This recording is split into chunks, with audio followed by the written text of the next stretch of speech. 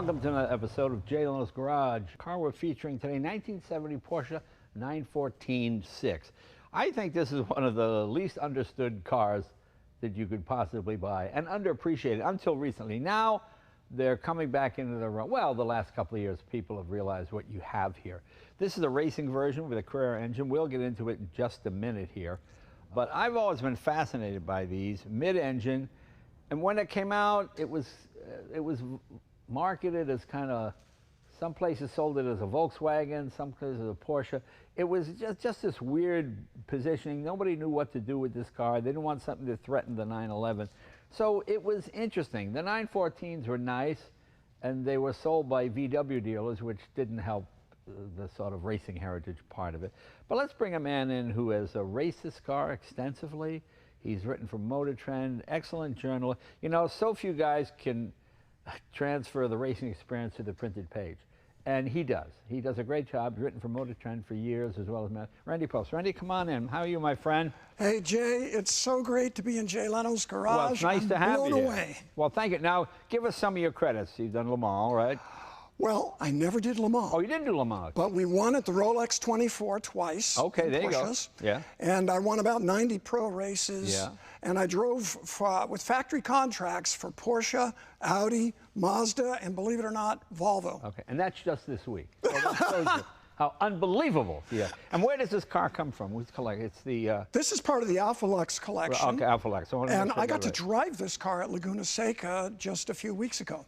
Now I heard, maybe I heard this through the grapevine, you passed one of the new modern, what is it, GT, the new Porsche? GT2 RS. GT2 RS. Yeah. You actually beat it around the circuit, is that correct? Yes, I saw him up there, and I wanted to catch him. Right. And it was a tribute to Laguna. It's got a lot of corners. Right. This car through the corkscrew and down 9, 10, 11, amazingly good. Yeah, it's, you know, the corkscrew, I was fortunate. Sterling Moss took me through the corkscrew in the SLR that he set the record with in the Mille Miglia. You know, this is 15 years ago. It was so exciting to sit next to Sterling Moss in one of the greatest cars of all time, and one of the most problematic and exciting racetracks around. It was really cool. But so what, did you happen to catch the expression on the Porsche's guy's face when you passed him with this? No, I didn't. Oh, but he wasn't the fastest guy. Huh? But still, that's a 700 horsepower Well, exactly, car. Exactly. And it really isn't all about horsepower all the time. Right, with a 914, you don't have to slow down much. Right. It's so quick through the corners. Yeah, as I was saying, these were unappreciated back in the day. Why do you think that was? Because the Porsche fanatics didn't see it as a real Porsche? You think that was part of it? It was like, it's like when you go to a Ferrari meeting, a Mondial, you know, they don't want to talk to you. I agree. Yeah. Because Porsche has always been all about the 911, right? If it's not the rear engine car, it's nothing. Right. And they still do that to this day. And of course, this car was a collaboration with Volkswagen. Right. And it had a real live Volkswagen engine in the 4-cylinder version. Right. But this one is the 914-6 GT. Right. Which is a very different car. Factory built as a race car. Right. And this is one of the very few. In fact, it's the very first customer car ever built, but it was the last one delivered. Oh, that's interesting. Now, now, was this a street car also, or was it just No, this was a race car from the factory day one. But it's a street car now. Well, it's street legal. Right. Yeah. It's got turn signals. Yeah, that's one of those. It's got headlights. Yeah. But on this car, you have to manually raise them and drop them. Fine with me. Fine with me. I'll take it. And this is really almost the precursor to the Boxer, isn't it? It is. It's the same kind of thing. Porsche has for years realized that to make more money and actually to survive as a company, they needed an entry-level car. Right. Specifically aimed at a younger audience. Right. Before we had a lot of money, you know? Right, right. And so the collaboration with Volkswagen was really perfect. Both German companies. Right. Car was designed and built by Porsche. Right. And they just put a Volkswagen engine in it because the Volkswagen was inexpensive. That was the whole idea, people. Yeah, but I'd rather have a Volkswagen with a Porsche engine in it. That was, yeah, I knew people that did that. They took a Porsche 356 and put it in a Volkswagen. Oh, then they kind of went the wrong way. And I think they sort of underestimated their cult following. Oh, yeah. I think to true Porsche enthusiasts, that was a bit of a slight, you know, and the fact that I remember the early days showing up with one of these at a Porsche Club event, you'd be off, you park over there by the fence.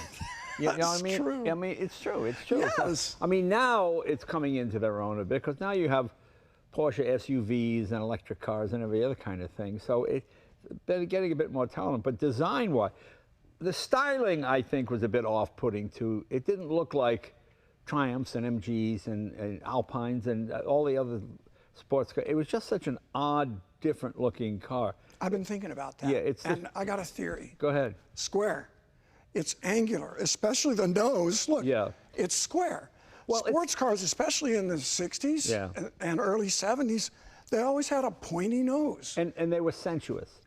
Yeah. XKE, Yeah. even Morgan, even Austin Healey. There's a sensuality Yeah, to the them. Morgan the fenders. design. This is sort of It's that squared modern off. computer kind of. There's no real. Well, there's a curve here, but you've added the flare. Oh, the flares are one of the best parts. Yeah, of but the in the 914 actual GT. in the car one, I thought there was probably it was ahead of its time. It was just people weren't ready for, like I say, the shock of the new. Just a brand new.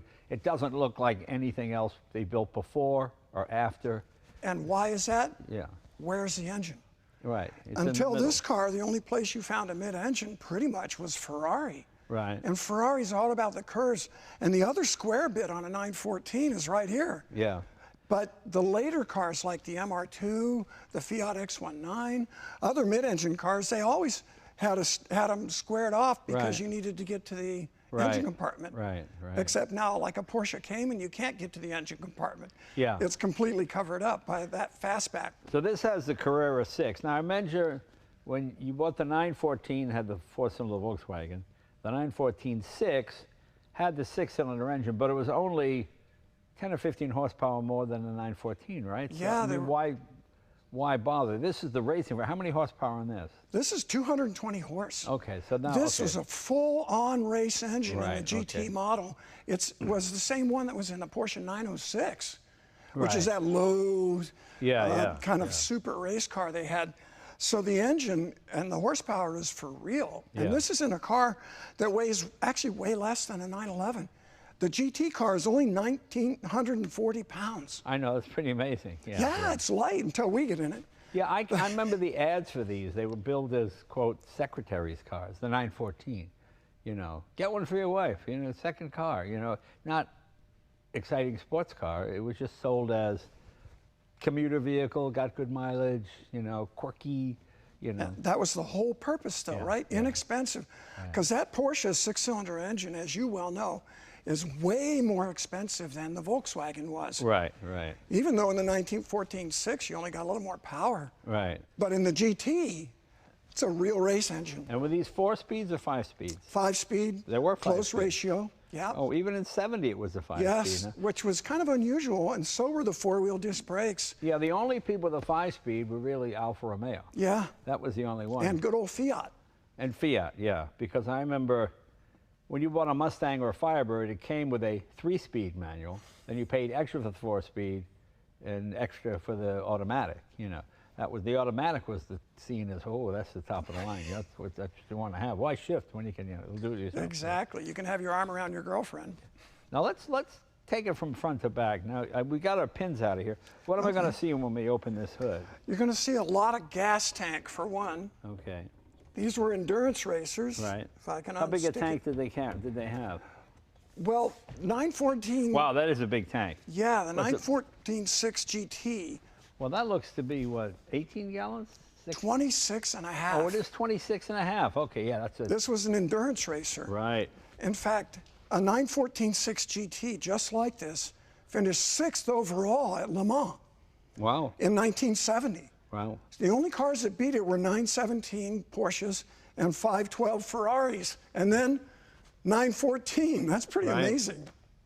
Right. Wow, 26-gallon tank, that is big. Yeah, and you've got a strut bar added. for Right. more Now, how does structural that agility. make the weight distribution? So you got quite a bit of, you figure what?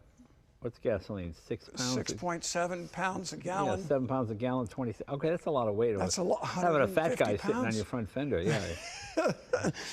Think about it, when the engine's back here, so the more fuel it has in it, the better balanced it is. Right. Right? But then the more fuel you use, then the handling starts to go a little hinky.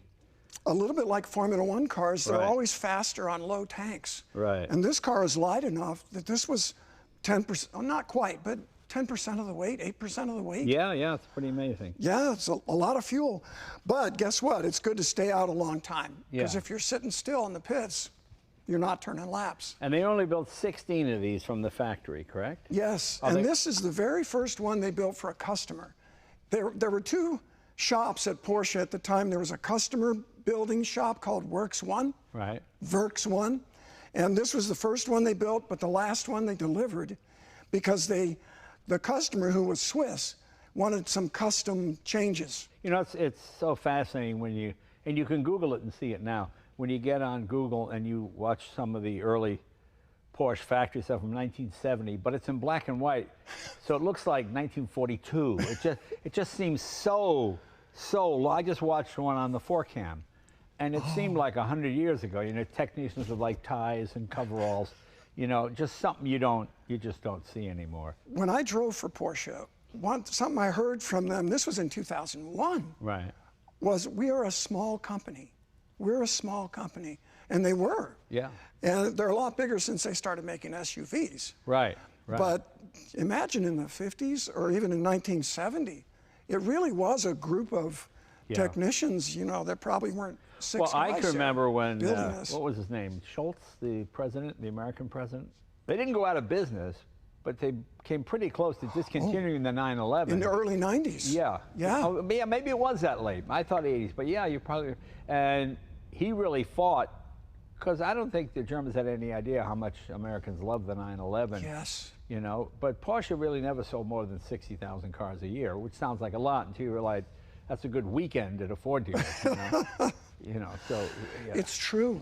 Well, we know that Porsche tried to go to the water-cooled engines and everything, front engine 928, Right. and it never caught on. It was like people loved that 911. Yeah, it just, the quirkiness made it like Cindy Crawford's mole, you know, a mole on your face. Well, it made her attractive, you know.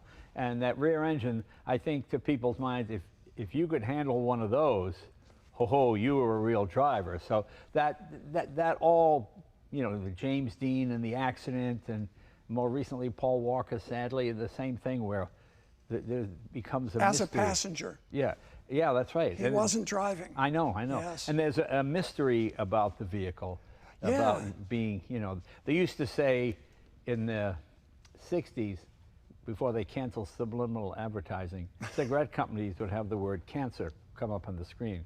So if you were smoking, you were like beating cancer. You know what I mean? The idea was, cancer's not going to get me. But it would flash on real quick, you know, so you get that subliminal thing.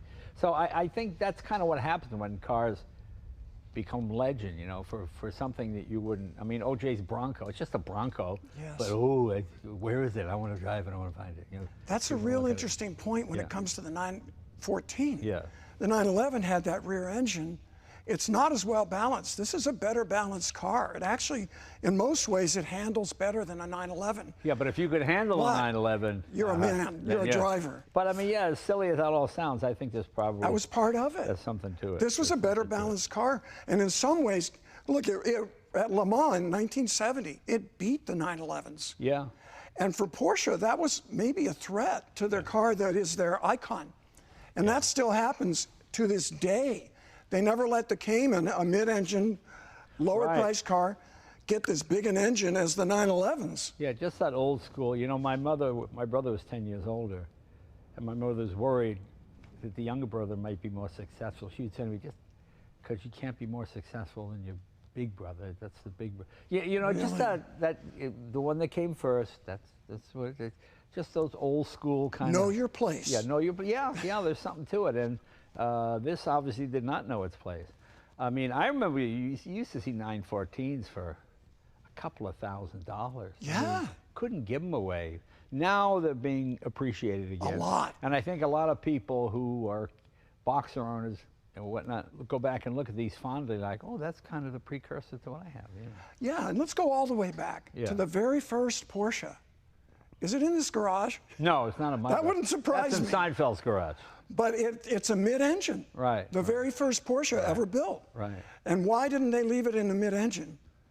Because it was too expensive to build. Right. So the 356 in 1949 and 50 was based on the VW Bug. And for people who don't follow this, rear engine means the engine is behind the axle. It's further back.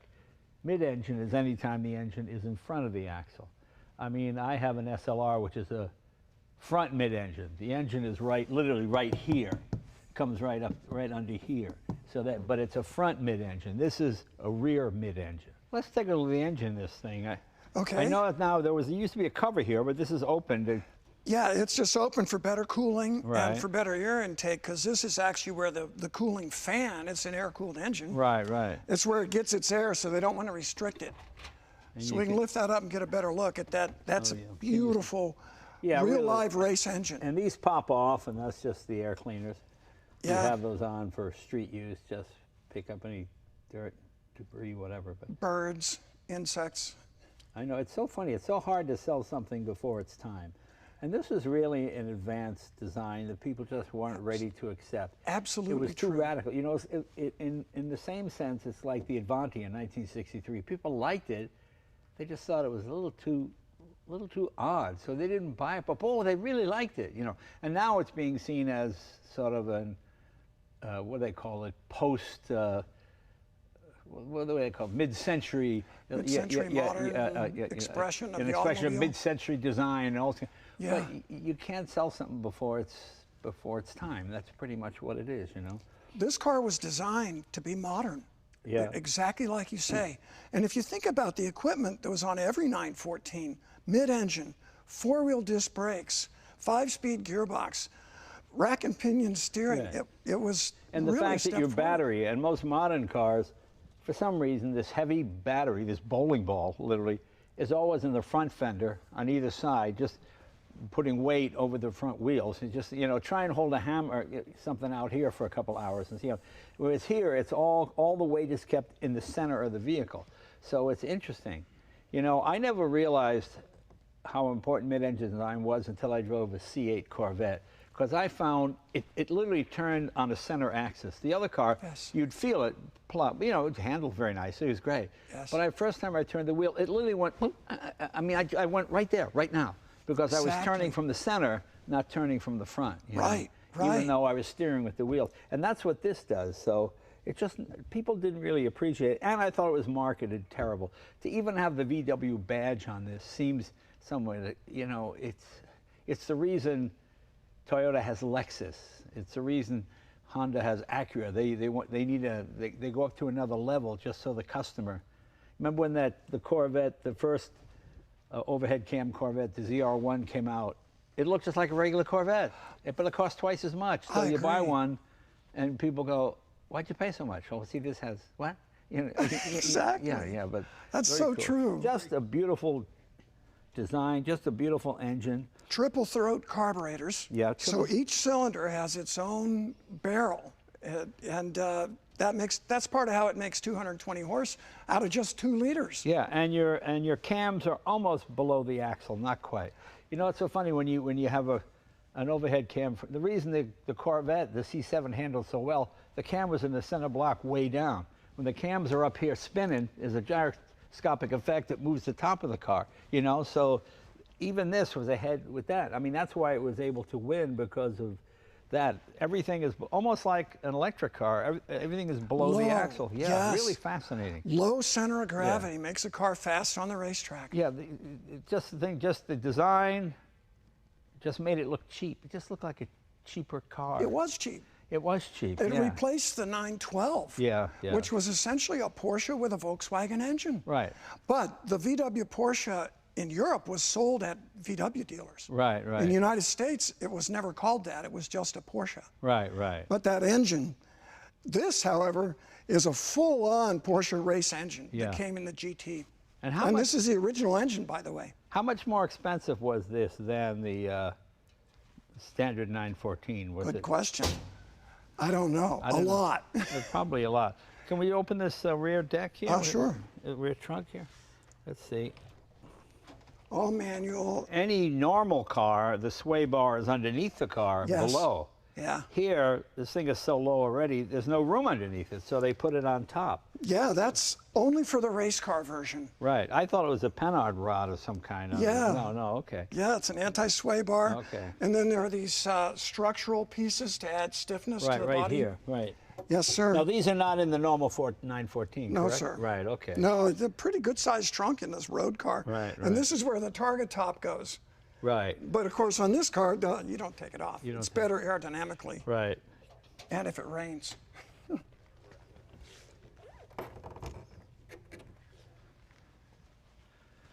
Well, I think we're about ready for take it for a ride. What do you think? I think you'll love it.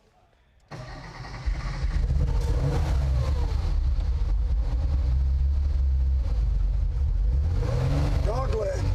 Yeah.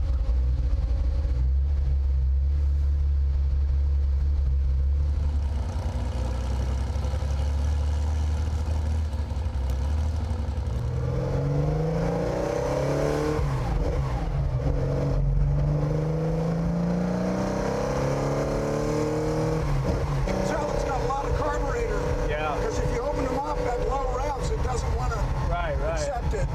It's a race engine. Full And it's full-on cold. race. And it's cold. Woo, good. Feel that steering response? Yeah, Pretty good. it's very good. When I drove this at Laguna Seca a couple weeks ago, Thomas put a brand new set of tires on it for me. So your rubber's good. Good, Rubber's good. fresh. Now, is this Carrera 6 GT engine different from the standard 6 engine? It just better carburation, different? Is it basically the same motor? Well, it's the same base, but it's fully race prepared. Okay. So everything is more racy. Okay. It goes to 8,000 RPM. Makes 212. Makes almost double the horsepower of a 911T Right. base engine. I guess what I'm saying is, could you turn a basic 914.6 into this motor reasonably economically, or is it crazy? No. Crazy. Totally different than Oh, well, you know, the rods, the valve springs, the pistons, the camshafts. Okay, that's all. Okay. But the heads and block are probably the same. Right. But it's a full race prep engine. Right. Same one they ran in the 906. So it's for real. I like the way this car responds to the wheel in traffic. Yeah, very nice. Whoa. Like you said about the Fraser Nash, it just Yeah. goes. I always heard in the 911S's from back in the day, you had to keep the revs up all the time. Right. This thing's the same way. It's funny, Americans aren't used to that. It seems un-American. It seems like you're hurting the engine. You Yes. know, Yes. the trouble they have with the Honda 600 and even the later model version of the 2000, Yeah. people thought 7,000 RPM was excessive. You know, they would always short shift at 3,500, Yes. and because they didn't want to hurt the, you know, it's just Yes. instinctive of driving American V8s. In fact, they finally, the next generation, they pulled the motor back and brought the red line down to bring the torque up at lower RPM. On you the know? S2000. Yeah, yeah, Yes, yeah. sir. But I like the early ones. I had a 1991 Camaro 1LE that I raced. Yeah. 4,200 RPM was Yeah. shipped fastest laps. 4,200 RPM. I know, This it's thing isn't even awake yet at 42. I know, it's funny, isn't it? Yeah. It's the European way. It kind of always has been, hasn't it? Yeah. Except for AMG. Yeah. AMG's got the low end torque, right? Very nice shift kit in this too. Yeah, for an early 914, Yeah. because the street cars were pretty awful. The shifter on those early 914s. Right. Just the like race car, like yeah. a churning butter. You bet. But the GT, it's a lot tighter. Right. I think they used short shift kit. I'm not sure about it, but it feels better than a regular 914 did back in the day. You know, I had one of the best days of my entire life in the 914. Yeah. My big sister was really cool. When I was 16 years old, she had a 914. Was that right? Yeah, she was 18 years old, working as a bartender Where'd you grow up?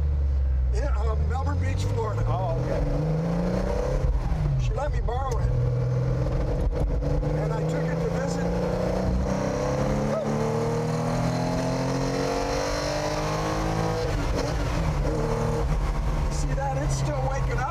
6000. Yeah. It's still waking up. So I borrowed this 914 and pulling out of high school, I was in it with the top down. It had the flares on the back, even though it was a 1.7. And I had the top off, and the school buses all went by, and there I was. Oh, that's funny. 16 years old on top of the world in my sister's cool Porsche. That's funny. Is your sister still into Porsches and things? Or no, she's conservative real estate agent now. She bought a Harley, too. 18 years old, a Harley and a Porsche. Wow, there you go. You can hear those cars kind of bogging a little bit at low revs. Right. That's normal. It's okay. It's fun sitting here as you rev it. As it goes past 6, it's waking up. Right. You get to 7, you're in the power band. Well, you know what's funny on this? Driving it, looking at the wheel and the gauges, I feel like I'm in a 911. Yeah. I mean, you know, I don't feel like I'm in anything different. Yeah. It's all very Porsche, as they say. You know? I think even, I know the front suspension is virtually the same as a 911. In the rear, I think it's the same trailing arms. They've just got the engine in the middle instead of in the back. I never got the dog leg. I never got why that was. Yeah. When I drove it at Laguna, I never really know what gear I was in. I had to remember I know. which way I went last. I know, isn't that drive you crazy? It's a weird feeling. I mean, it feels like power steering, which of course it's not.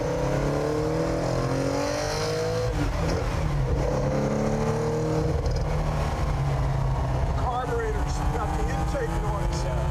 It's right behind us. There's an advantage of the 911. The engine noise is closer to you. Right.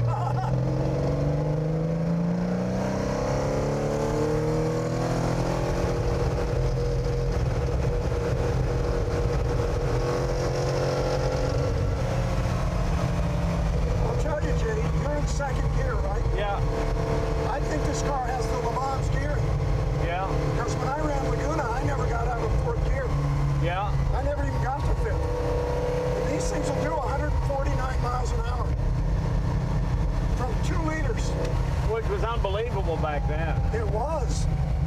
I remember when the Countach came out, they used to brag that it went 200. It never really went much over 160 or 160. Really? Yeah, but they'd always say, oh, 200 miles an hour. It looks like it would.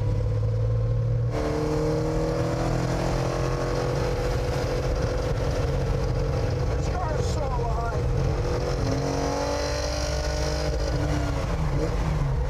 I love hearing those carburetors kick in. I know. See, this 914 was built in 1970.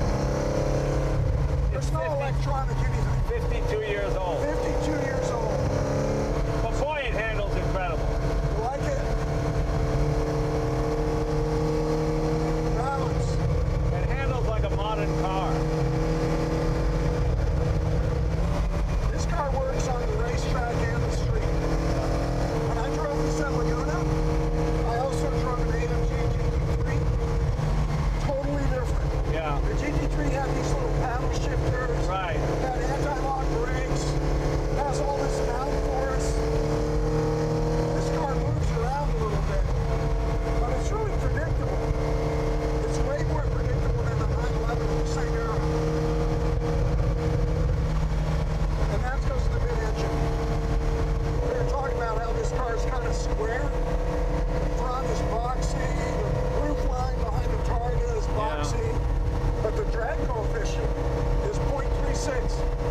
Well, it's not too bad. Not too bad. Yeah, that's very good. Yeah. I don't think it's as good as a 911, but it's not bad.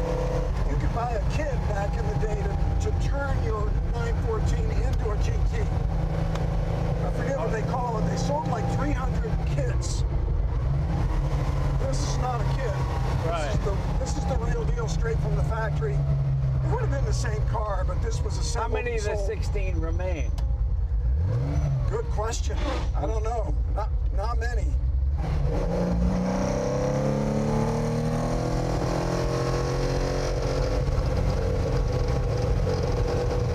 It just keeps getting better. I know, it does. But these 6-cylinder engines were expensive, even back in the day. Yeah. So a 914.6, a normal one, it was almost as much as a 911. Yeah. The whole 914 deal almost fell apart because they had a Volkswagen pass away. Nordhoff, he's the one who made the deal with Peisch over making a VW Porsche. And the new guy, Lutz, he didn't like the idea. Yeah. It barely happened. But in the process, Porsche had to carry more of the cost, and it made the 914 more expensive. So that's why they didn't sell very many 6s, because it was almost as much as a 911. Right. But they sold a lot of 4s. So this engine you're driving is the engine that was delivered in this car. And it sat on a shelf for like 45 years. Wow. And when the owner bought it, he put it back to the original. I think that's pretty cool. Yeah, very cool. 2 big triple throat carburetors. Boy, it just tracks so nicely.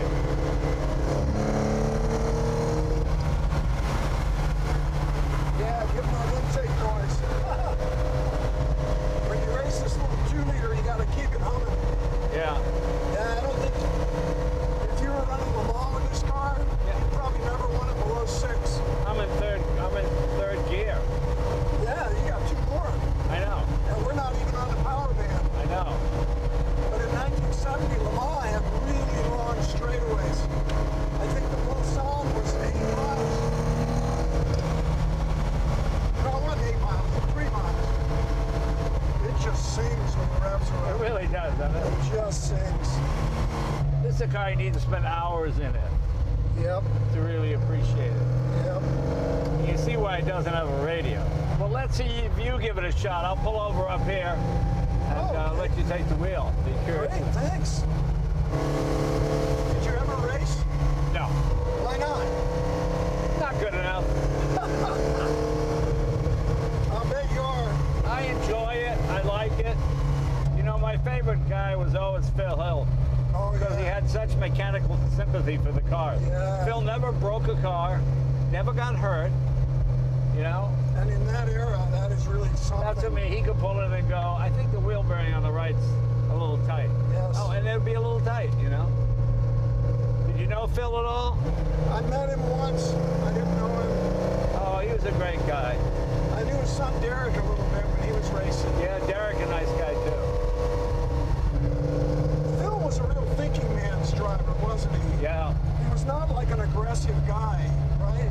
Well, I mean, he was an aggressive driver. He won. I mean, you don't get Fast. that generation like Sterling Moss. Yeah. I remember talking to Sterling about modern guys, you know, and he would be incensed at the lack of sportsmanship. Oh, I agree. You know that kind of thing really set him off. Yes. You know, just I mean, you watch out for your fellow drivers, and Yeah. back in those days they all partied together, you know. And now everybody's got $100 million contracts. And, You know what, Jay? The cars are so safe. They yeah, don't have to be as careful. yeah, And it makes the racing too aggressive. Back then, you couldn't take somebody out without risking your own life. right. But Now, like that bumper sticker, you know, when the drivers are fat and the tires are skinny, you know. back when sex was safe and racing was dangerous. Yeah, that's right. You ever hear that one? That's right. Yeah. I'm hot, drive faster. This mid-engine arrangement really is the ideal. I know.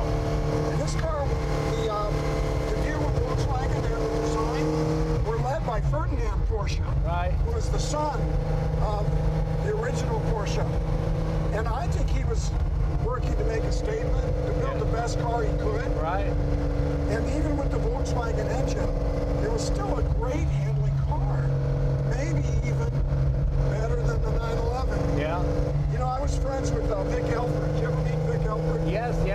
Great race car driver. And he loved the 911 because he was a rally driver. And he said nothing will climb a mountain like a 911. Yeah. You know why? Because the rear engine, that rear weight distribution, Right. it's good for braking and it's good for acceleration. But where it's not good, it's through the corner. Yeah. It's not well balanced, whereas a 914 is. So in some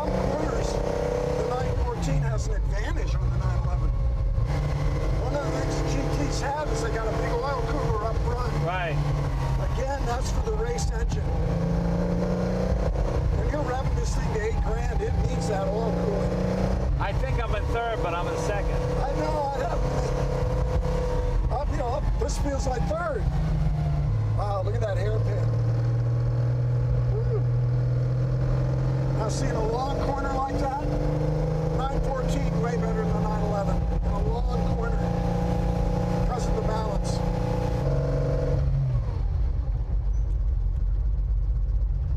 I started out autocrossing, and all 914s were killer autocross cars.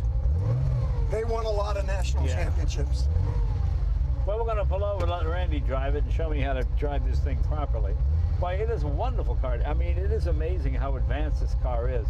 It feels like a totally modern mid-engine car. You know, there's some cars that feel ahead of their time. You drive a Model A, it feels like a 1930s car, you know. Or you drive a Tatra with radials and it feels like something from the 60s, you know. And this feels like a modern car. I mean, I would not know this was a 50-year-old Porsche. It really handles just wonderfully. It's got a strong body structure, doesn't it? It really does. For a convertible, you don't feel the body flex. Right. I think that's part of what gives you that good impression. Now this is going to be tricky. You got to straddle this thing. Oh yeah. Strap you. I'm not going to get out until you get out, so I don't trust this brake. Yeah, I'm with you.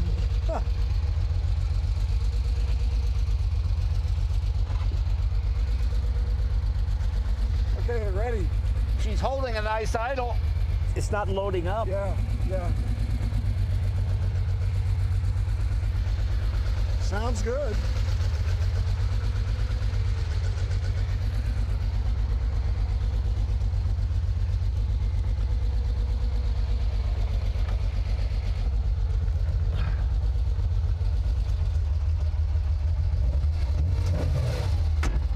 Well, don't worry about that. Go ahead.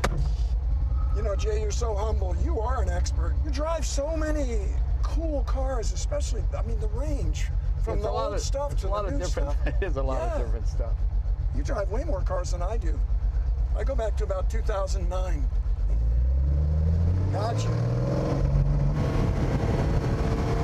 Steers a little slower than I thought. There you go. That's the way you drive it. Yeah, buddy.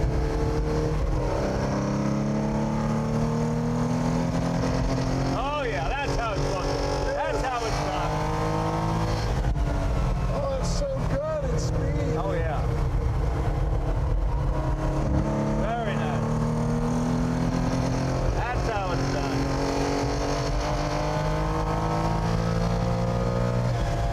I'm telling you, it doesn't even wake up till 6,500. I know. Little Tahunga.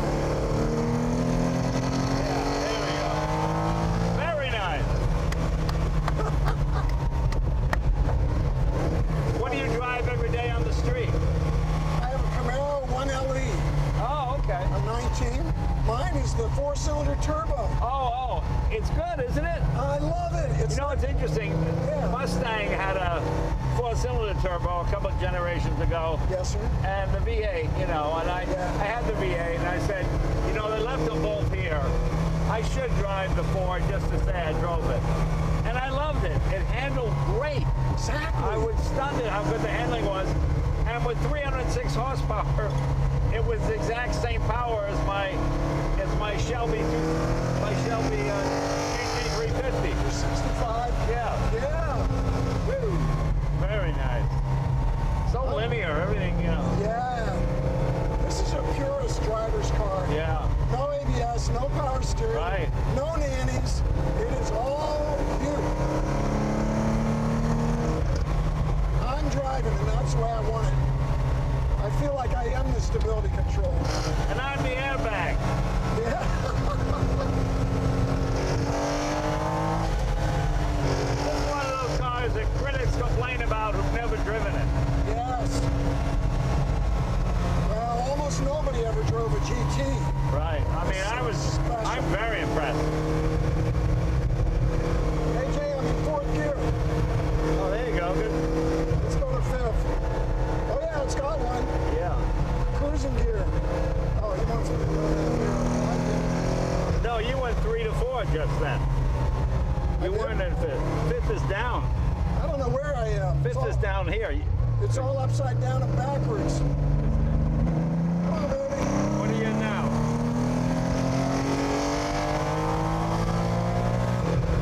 Look. What does this thing weigh? 1940. Wow, 1940. That's just a little bit more than nothing. Wow.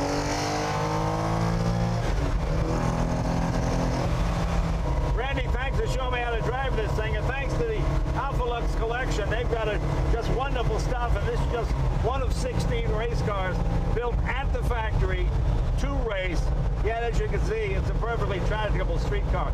This is my favorite era, you know, right about here. It ended about 76. Then cars got so complex, you really couldn't drive to the race anymore, although McLaren did it. But this has just been great. Hey, thanks, everybody. I hope you enjoyed this little piece of Porsche history. And if you're a 911 guy and you see one of these, give them a thumbs up, will you? It'll cheer them up. So, thanks, you guys. See you next week.